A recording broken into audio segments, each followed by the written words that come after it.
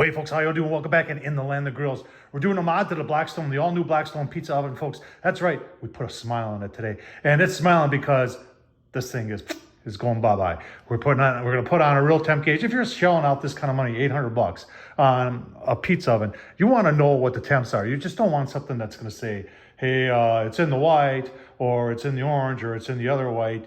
And that's what the first thing I said was a must-have mod on this is to put a temp probe on. We're going to show you it's not as easy as it looks, and we're going to show you how to do it. And while we were in there, we had to take this piece off and we polished it up and painted it with some Blackstone orange and put a smile on our Blackstone because it's got a new mod. And you know what?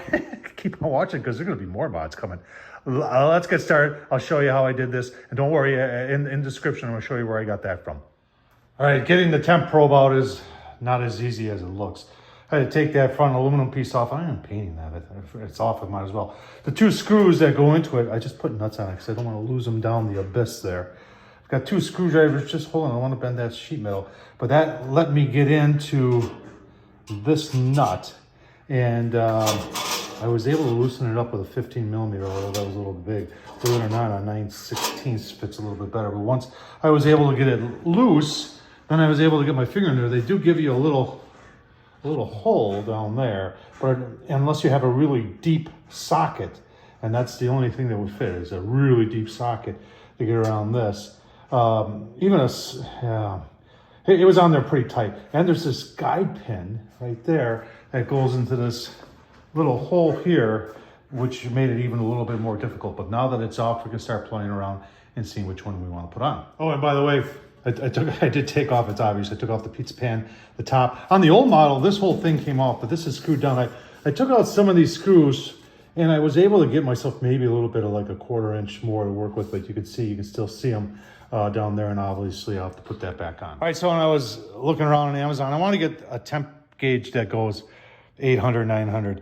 Obviously it'd be cool, and I've seen some pictures that maybe there's another model coming out that actually has numbers on this. It's just that a lot of us like to see numbers. So one of the things I didn't realize when I did this is how long this thing is. Let's measure that. So you can see it's about 3 inches.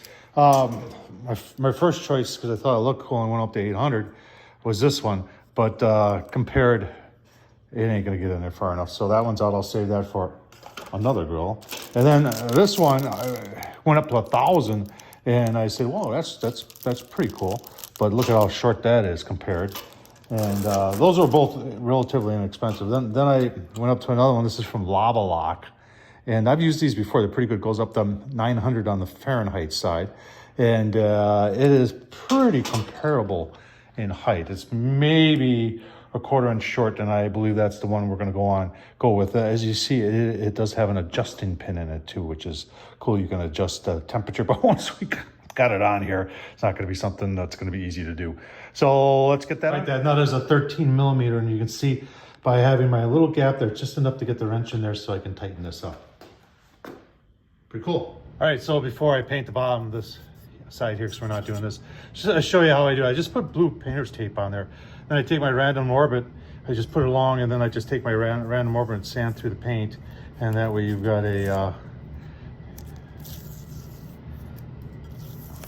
super simple. Remember, if I can do it, so can you. All right, got the aluminum, whatever you want to call it, wedge back. I polished up the aluminum, painted the bottom, the Blackstone orange. Tight fit.